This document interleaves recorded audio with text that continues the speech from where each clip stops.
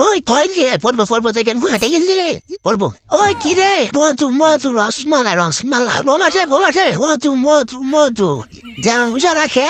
তার পেছনে সমস্ত মাল যা রোজা রাখে মধু রসমালাই খাবেন মন ভরে খাবেন মন জয়রা এসব মাল মন ভরে খাবেন পারেন মন বয়রা খাইবেন মন বয়রা আরে ভরে না মন বয়রা রে ভরে না কাস্টমার হয়ে যায় ওই কয় কি পড়বো